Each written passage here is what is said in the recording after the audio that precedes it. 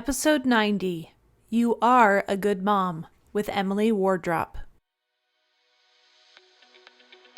Welcome to Latter-day Life Coaches, the podcast where each episode is a conversation between me, Heather Rackham, and one of my amazing coach colleagues. Each coach here is a member of the Church of Jesus Christ of Latter-day Saints and certified through the Life Coach School. Together, we have one main goal, helping you live your best life no matter what. You ready for this conversation with the coach? Here we go.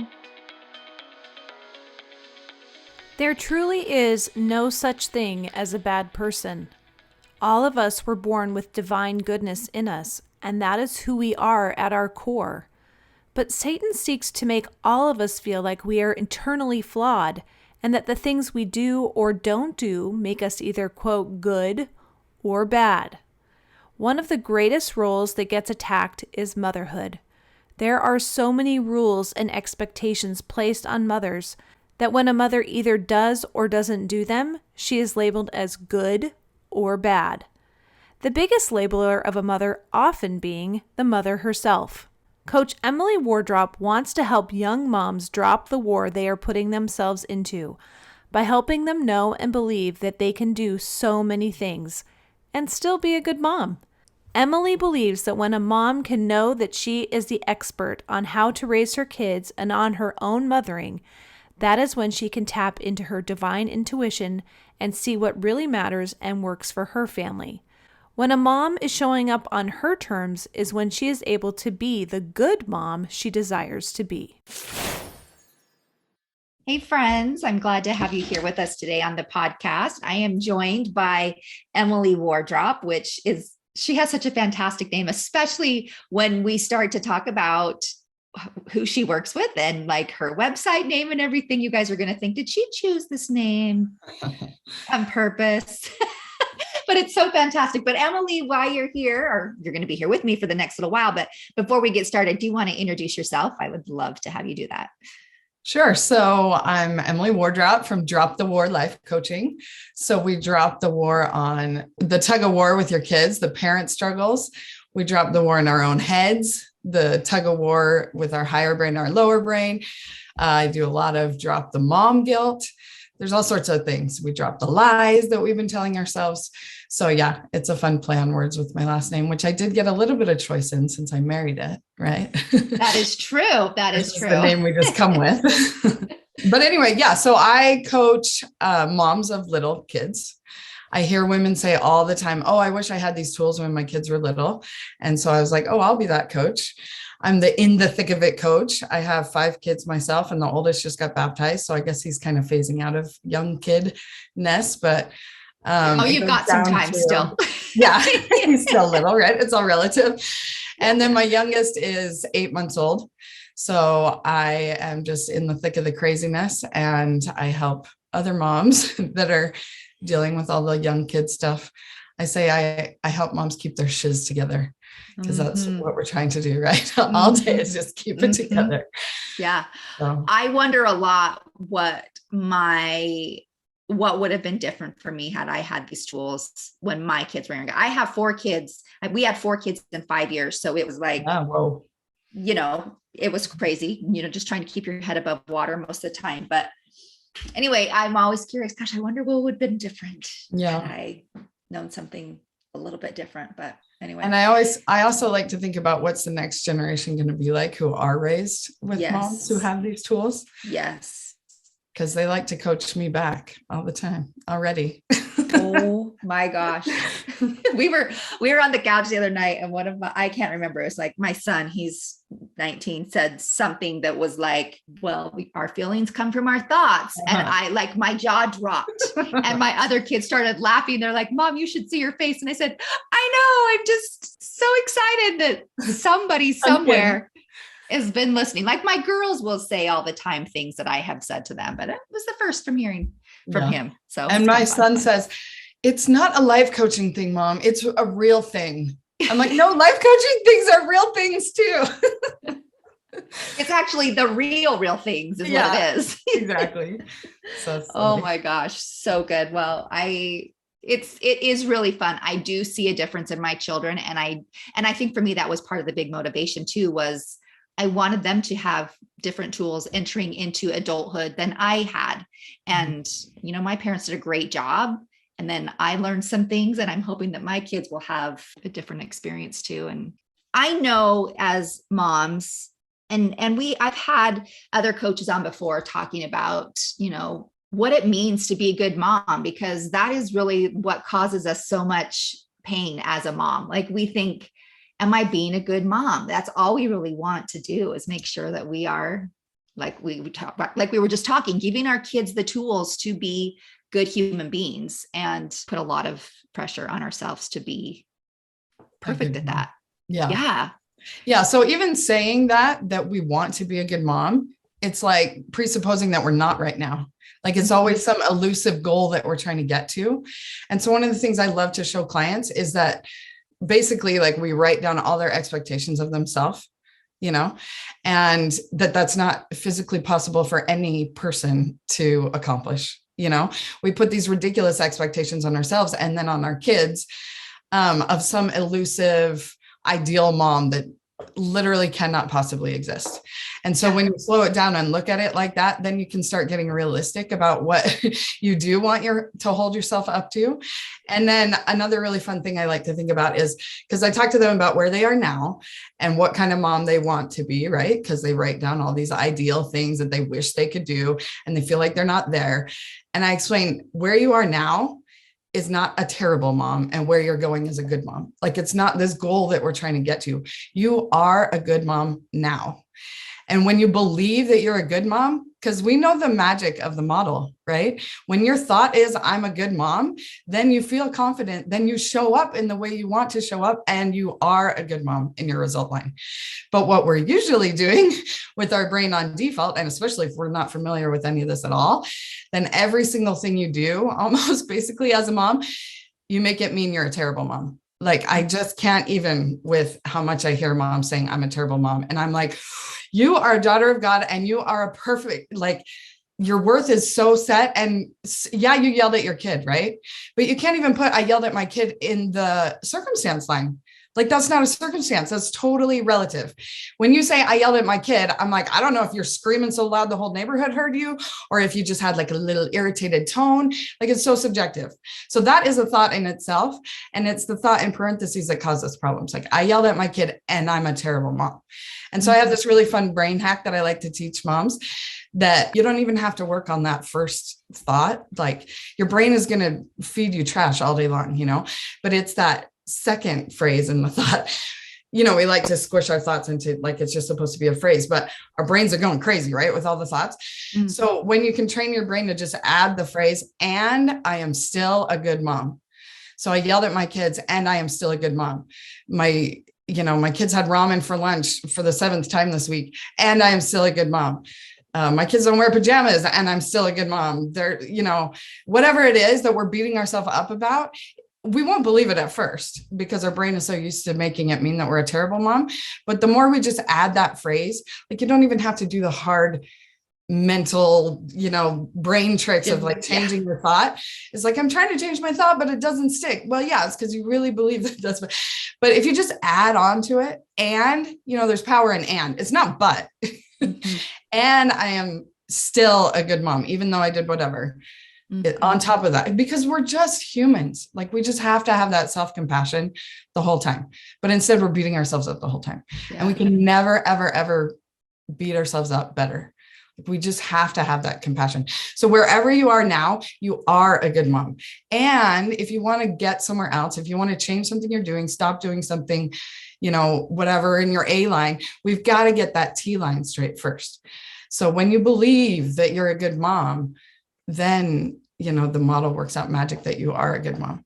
Yeah. But you can't be telling yourself, I'm a terrible mom, and then try to show up as the mom you want to be, because you're just pretending, and everyone can feel it. And you can only hold the beach ball down so long. Right. And then by bedtime, you're exploding all over the place because you've just been stuffing your feelings and stuffing your thoughts and trying and willpower runs out. And so if you can really start to believe that you're a good mom now, then you actually are, because you are a good mom. You are a good person. And we're just, forgetting that with all the judgments we have of ourselves.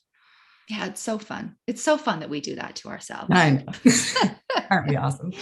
I want to just make sure everybody who's listening knows what the model is, because we do have a lot of our listeners who might not be familiar with it. And there is a podcast episode that we can link to in the show notes that will tell a little bit more about what the model is. But just a quick summary is that everything that happens outside of us is the circumstances in our life. So that's the C. And then we have thoughts about those circumstances. That's the T's in our life. So that's what Emily was saying, the T's in our lives, we have to have a good T, or else it's hard to, or a good thought basically is what she's saying, in order to make the changes that we want to make or actually believe something.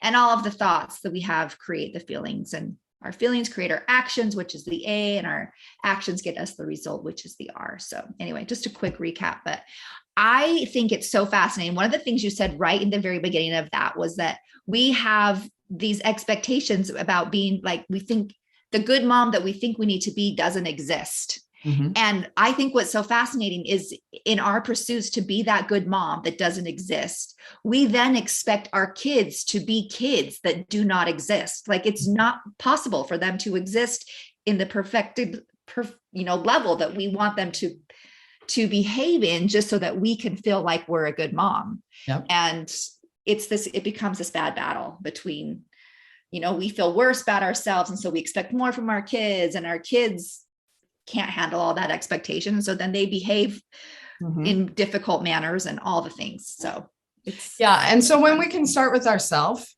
and really know that we are a good mom, no matter what the kid is doing, like the kid will act like a kid, but when we make it mean that we're a terrible mom, then we get into that spin you're talking about. It's a vicious cycle. Oh, you can break the cycle, right? Drop the war with like, I am a good mom, no matter what my kid is doing. Like, my kid is just being a kid, and that doesn't have to mean anything about me. Okay. So a lot of moms, I know all of moms, whether we know or not, we have like this set of rules that we feel like we have to abide by. What are your feelings on these rules? So one of the things I said, we do a lot of work in dropping the mom guilt, right? Mm-hmm. And I think it was back in October, I did a daily blog just on dropping mom guilt. So if you need to work on that, dropthewarlifecoach.com. There's all sorts of information on dropping mom guilt. But one of the tricks or tips or tools or whatever it's called to drop mom guilt is I like to ask, whose rule is this anyway? We feel guilty because we're breaking some rule. Like, guilt is a useful thing to teach us, like, we're out of alignment with our values, right? Mm-hmm. And so if we feel guilty, it's because we think that we're doing something wrong. And we think we're doing something wrong because we think there's some rule. So like I said, my kids don't sometimes they wear pajamas if they want to, but it's not like something that I'm like, you have to wear. Because I'm like, who made up this rule? Like, why do we have to take our kids out of the clothes they're wearing, put them in other clothes? There's enough things to do at bedtime. Like, what is this? And so when I realized, like, I'm just following some elusive rule that somebody made up, then I'm like, yeah, but for me and mine, like, we don't care about pajamas. And you can do that about every little thing, right? And yeah, there are like actual commandments, but I don't see too many of those about like the specifics of parenting. That's like cultural, or the way you were raised, or the books and the podcasts and the blogs that we consume. All of that, we add pressure to ourselves that we need to live up to those expectations. And yeah, maybe some sleep expert told you that kids are supposed to sleep at a certain time and sleep for a certain amount of hours at a certain age. But if your kid's not doing that and you're feeling guilty about it and you feel shame about it, then there's a problem. Like, we need to drop that war. Like, this is not a rule we need to worry about. Like, you were given the exact kids that you need for your perfect growth and development in this life and their perfect growth and development. And growth and development doesn't come from ease, right? So it's going to be hard and you're going to mess up, and that is exactly what they need. So you're not going to follow all these rules to the T and you're going to have a perfectly beautiful life. Like, that's not the plan. And so if you stop and actually look at what works for my family, obviously, like, we all think we need to eat 3 meals a day. And some people say there should be snacks. And now they're saying intermittent fasting. So maybe just 2 meals. And they're like, well, what? And all the nutrition, like, everything about all of that somebody made it up. And yeah, they're an expert and they studied and there's whatever, but you're the expert on your kids. You're the expert on yourself. You just need to tap into the Holy Ghost to help tell you what to do. Like, stop looking at all the outside resources, because maybe that worked for them and theirs, but you were given these kids for a reason. And especially the more like autism and, mental differences, it's like, why are we trying to fit into a shoebox of some set of rules that who knows who made up? Mm-hmm. Like, let's just tap into, our divine intuition and do what works for us. Just do what we want to do. If you're like, I hate doing this, but I have to do it. Like, that's why we feel so resentful as moms all day long, because we think we have to do stuff. But when we own, I want to do this, I'm doing it because I want to. And then our brain cannot believe that. You full on don't want to, then don't do it. Like, just do what works for you and for your kids. It sounds so simple, right? But it is, at first, when you hear things like that, or you think, oh, I can just not do that. It's a little bit hard to grasp onto, but then all of a sudden it's like, oh, yeah. Well, especially when you're a brand new mom, you have no idea what to do with this little baby. Yeah. So you read, and I still highly recommend The Happiest Baby on the Block book that teaches you the 5 S's of how to deal with an infant. It's like, literally, I have no idea what to do with this screaming baby. And so, but we get in that habit, right? Of like, so that book is for the first 3 months. And after my first baby was done being 3 months old, I was like, now what? And that same author didn't write another book until they were toddlers. I was like, what do I do between 3 months old and like 2 years? Like, I need the handbook here. I'm used to like reading the scriptures and people telling me what to do, and all of a sudden it's like, I don't, and well, there are plenty of books, right? So I was reading all the books, and then I was like, I can't do all these things because this one says to go by the clock. This one says to feed on demand. Like, there's just so many resources and they all contradict each other. So you just have to like hush all of the outside and really try to, and yeah, they're helpful and they all mean well. But when we use it to beat ourselves up, that's when it's a problem, that I'm doing it wrong. And, oh, my baby's crying. Am I supposed to let him cry it out? Or am I supposed to not? If I go in there one time, then she's going to think if I don't go in there, then she's going to be traumatized. It's like so much brain chatter to try to figure out like how to not screw up these kids.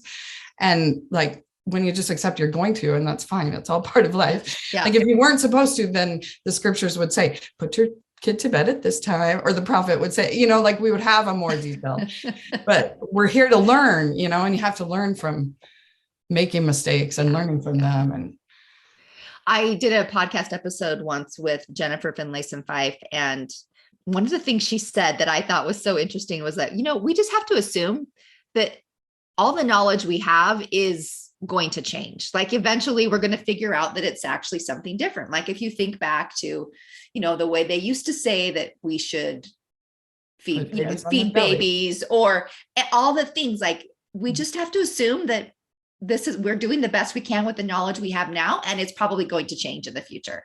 And that was really insightful for me in a lot of ways, spiritually, as a human being, as a mom, this is how I know how to do it now. And eventually I'm probably going to learn a better way to do it. But for now, it is what it is.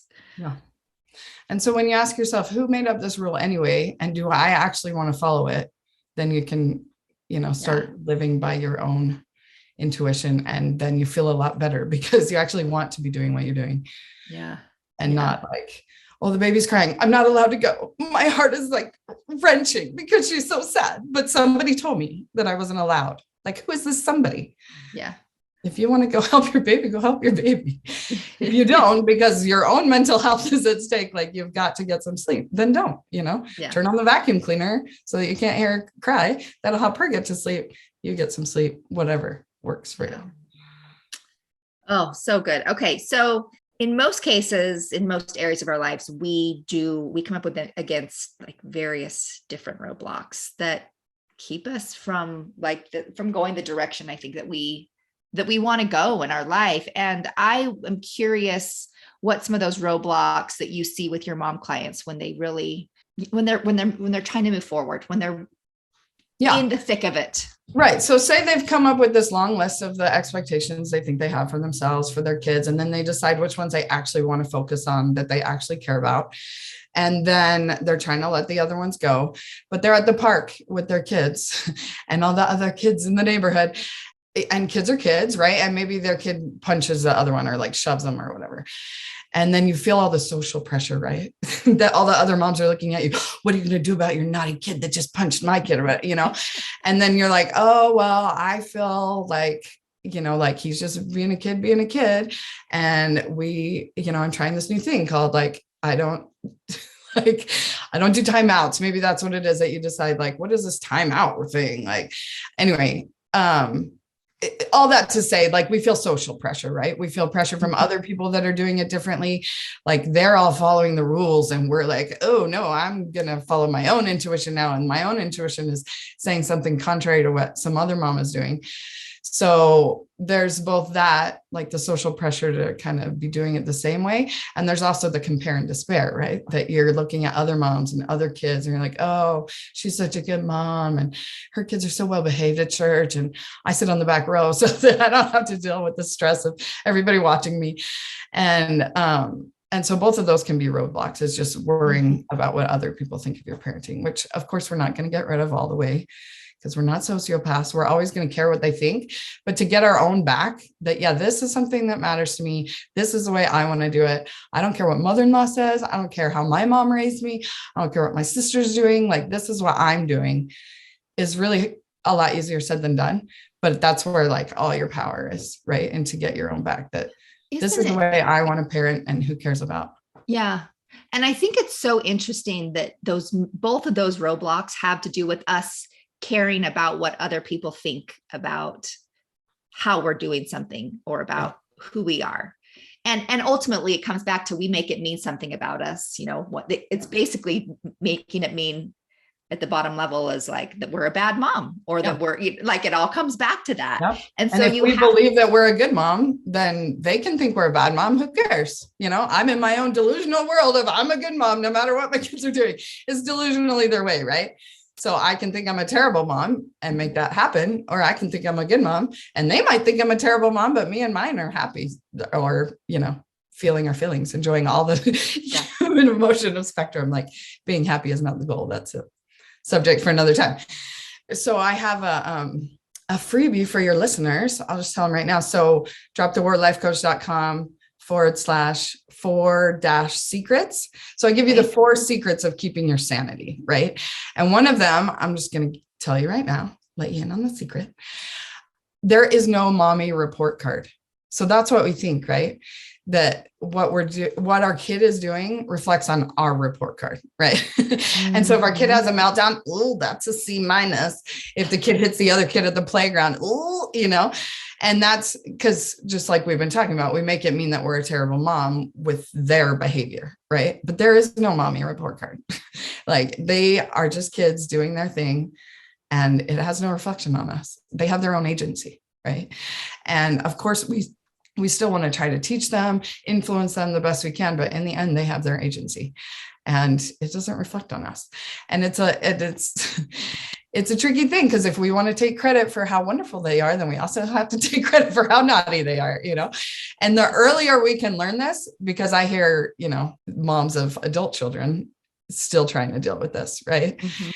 And if we can really like detach that when they're young, then I assume, I don't know, because mine aren't adults yet, but hopefully I'll be easier at detaching that when they're older and making like more drastic choices that I don't agree with. Yeah. And I think that's such a great point. And also, we do want to teach and influence them. And I think you find that the more we separate ourselves from like what they do helps us, makes us look like a good mom, the more influence we are able to have in their lives, the more we are able to teach from a different way, and well, they pay better attention, I think, or something and happens. It's because we're thinking about them. Like, when we look at them being naughty and we're like, oh, that's reflecting on me, then we got to get them to stop. so that we look good. But if we see them like fighting with their sister, then we can think, oh, I wonder what's going on in their model right now. Like their action line is that they're fighting with their sister. Why? What are they feeling? Why? What were they thinking? And you can get at the root of the problem and help them with their thoughts and help them process their emotions and help them be emotionally regulated instead of just don't throw blocks, don't hate your sister, don't. Because we know that doesn't work on ourselves. Don't yell at your kids. The more you tell yourself, don't yell at your kids, the more you're going to yell at your kids because your thought line says yell at your kids, even though it has a don't in there. Your brain doesn't really see that. And so the more we understand that for ourselves, like our own self-regulation, then we can teach them how to. But we can't do that when we're so up all in our own heads that, oh, this is making me look bad, I just got to get them to stop. Then we don't even care like what's going on for them. And so the more we care about what's actually happening for them, then we can actually help them to behave better from a thought feeling combination way, instead of just, these are the rules you have to obey, Yeah. Like it's easy for you and I to talk about this and show people how to kind of make some shifts. But I think when you're in the middle of it, it's really hard to recognize those thought processes and the feelings that are resulting from that are getting in the way. And this is where I do think it becomes very helpful to work with somebody to help them help, so that you can have help seeing what you're creating and what your part is in the situation. Yeah.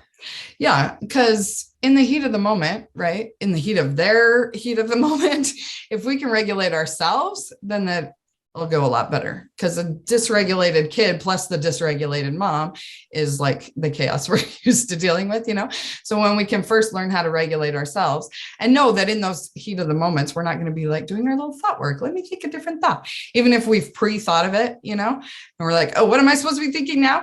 Those are the times when you just like do the emotion work, right? I'm just feeling really frustrated right now. So the first step you would do, like if the kids are fighting, is keep the one kid safe, but we have this instant reaction to like punish the perpetrator, and if we can just like, let's just focus on making sure that whoever he's hitting gets out of the situation while he regulates himself, we're regulating ourselves. And then, all this thought feeling combination stuff, that's all done later. Looking back at the situation, I wonder what he was thinking. And then if you want to do like a conversation with him, like what was going on for you right then? Why did you hit your sister? Like 3 hours later when he's not in his, like once he's put his lid back on and you have also. And sometimes you just want to be like, well, kids are kids and there's no reason to even bring that back up. But if it's kind of like a pattern and you want to figure out like those sorts of things, you can, but it always works a lot better if you do it yourself first, because we're just trying to make our kids behave so that we can feel better, but we can feel better no matter what they're doing. Yeah, for sure. Okay. So we drop the rules. And then I think when we drop the rules, it does become easier for us to follow our own intuition, our divine algorithm or whatever you want to call it. But what do you say to your clients who have certain expectations and the things they want to do, but are just overwhelmed by all of it? Yeah. Well, if they're in overwhelm, their list is probably too long for starters. So we'll keep like digging down. Like if they expect too much of themselves, they probably are expecting too much of their kids too. And that's usually when they'll come to me, because I need to figure out how to make my kids, do this or that, or get along, or we all just want to control our kids. Right. And we think that's the problem. And so we can even start there. Like, what are your expectations of your kid? And then if you're still feeling overwhelmed that they are not meeting any of these, then we need to like lower the expectation more. And same for ourselves, right? Like I expect myself to show up as this peaceful, perfect, loving mom all day long. That's not going to happen. Like you're feeling overwhelmed because your expectations are way too high. So to remember, you're a human, you're going to make mistakes. You're going to feel all the feels and you're not going to handle it right a lot every day. Just keep lowering your expectation, right? Because then you can get some success. Like we think that, oh, if my expectation is so low, then I'm just going to be a terrible mom. But we know it actually works the other way. Like if you just expect so little of yourself and you give a little bit more than that, then you're like, hey, I did good today. And then you can progressively, expect more and more. But if you're feeling overwhelmed, it's because that list is just too long. of your Yeah. expectations.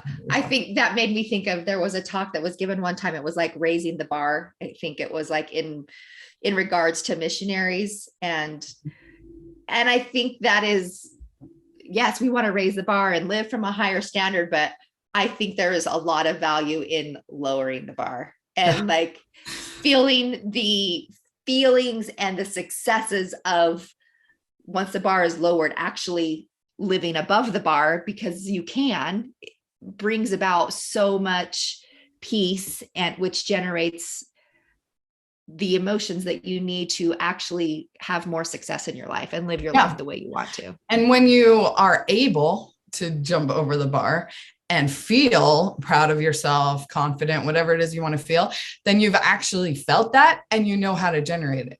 But when you're just living in, I can never reach these expectations, and you just feel shame and guilt and you just feel terrible about yourself, then you're just in a pattern of feeling that. And it's just a lot easier to feel that all the time. But I like that you brought up peace, because that's my whole thing, right? That we drop the war to create peace. And that doesn't mean that we just like sit around in a peaceful Zen state all the time while like there's chaos swirling around us. Like that's clearly not, you know, the life of a mom of young kids, right? And so I try to help my clients to feel peaceful about the mom that they are. Like I call it peaceful parenting, but there's lots of different parenting techniques and whatever. And it doesn't mean that like, I'm going to teach you how to do this and not do that. And what, like, basically you get to decide what kind of parent you want to be, whatever technique you want to use. And I just help you feel peaceful about the parent you are. So if we get on a call today and yesterday, you lost your shiz, like just all day, because that's how it works. Once you lose it once, you beat yourself up. You're even more piled on with negative emotions. It's just a lot easier to lose it over and over and over. So when you like pile off those layers and you feel peaceful, like you can literally be irritated and annoyed and frustrated all day long, but still feel peaceful about that, because you're not making it mean a bunch of stuff. You just know that like, I'm a human, I have feelings. These kids don't listen to me. Not even Alexa listens to me. Like nobody is obeying. Like I'm going to have these thoughts, and this is just normal, and it's fine. It's that last part, and it's fine. Like my life is crazy, and I'm like a crazy mess, and I am a good mom. Right. And so that makes me feel so peaceful when I add that, and I'm still a good mom, because I'm not beating myself up. So I don't feel terrible. I feel like hopeful. I feel peaceful. I feel, you know, the spirit versus like, it's hard to feel the spirit when you're beating yourself up all day. I think those I am phrases, and I know you have something fantastic to say about this, but that's the space that our Savior lived from, right? I am, and fill in the blank. Like we heard him say that statement many, many times. And that's why I like to say, I am a good mom, because you are, like, your essence, your real self is, you know, a daughter of God of infinite value and worth. But then we come down, and sometimes we're pretty good at understanding that, you know, I'm a child of God in primary. We're daughters of our heavenly parents and young women's.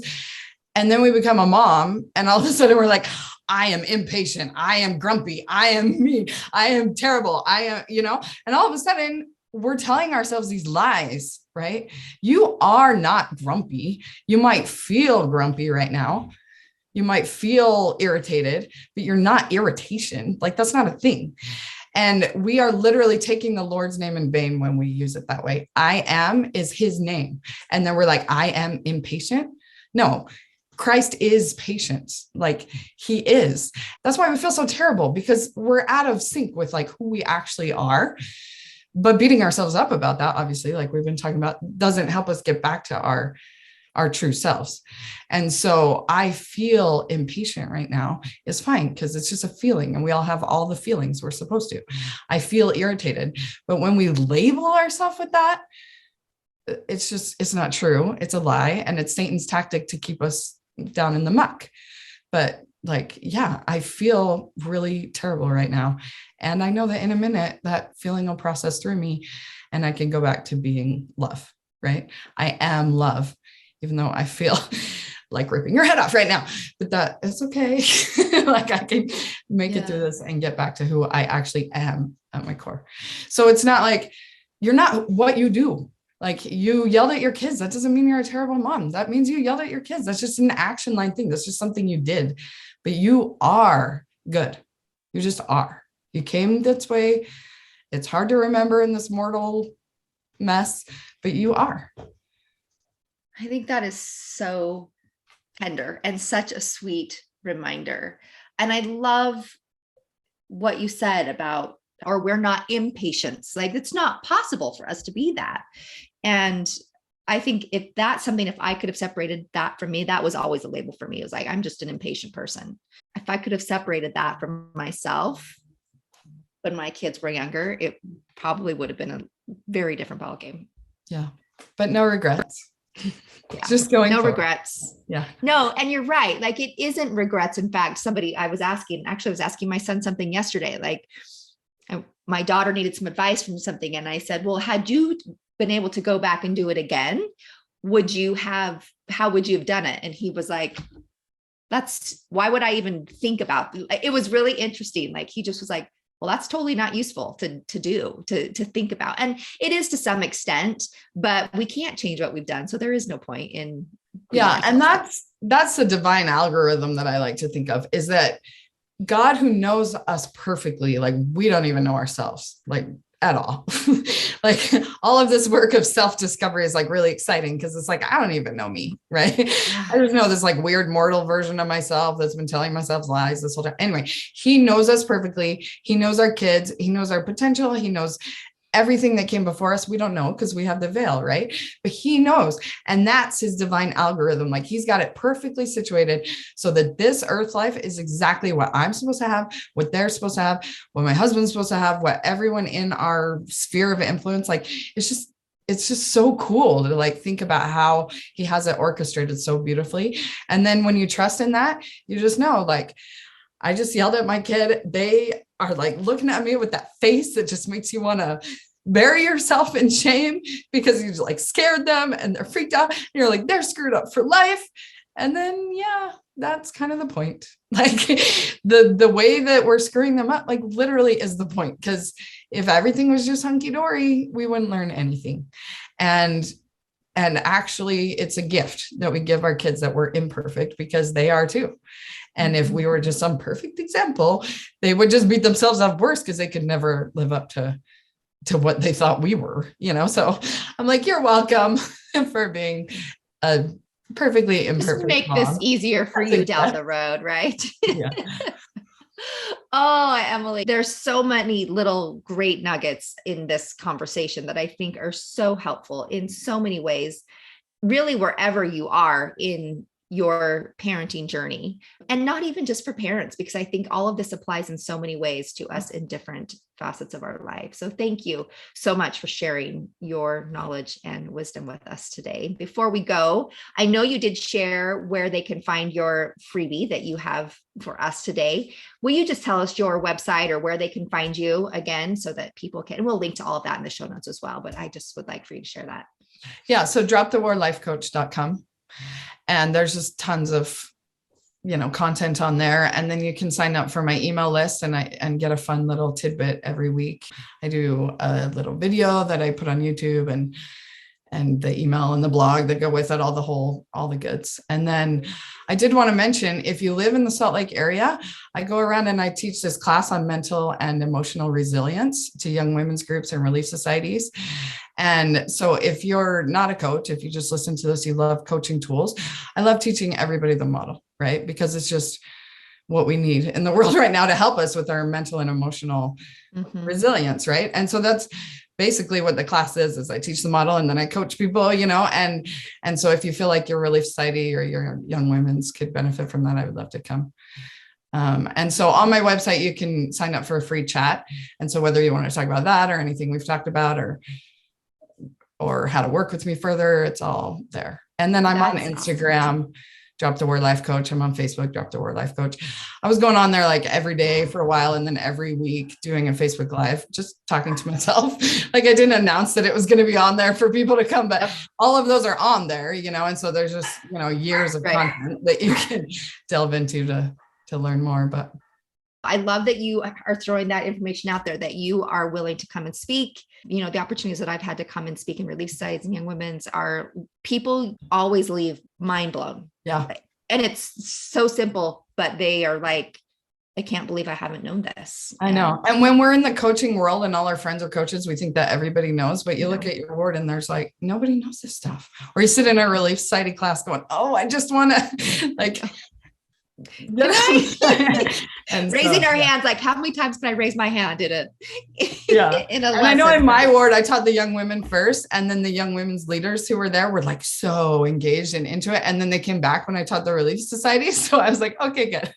Like this is landing, people are all about it, and it's so helpful. So wow. This has been fantastic. Thank you so much. And I appreciative to all of those that are listening today. And if things have resonated with you, we'd love for you to share this with your friends and family who could use the help too, because we all can use little tools like this on a daily basis in our life. And Emily has given us some fantastic ones. Emily, thank you so much for being with us today. Thank you, Heather. All right, everybody, we'll see you again next time. Hey, we just wanted to thank you for spending part of your day here with us at Latter-day Life Coaches and being part of this conversation. Share this with your friends so that you can have a conversation with them on this topic as well. And as always, subscribe so you don't miss a single episode. Have a good one, my friends.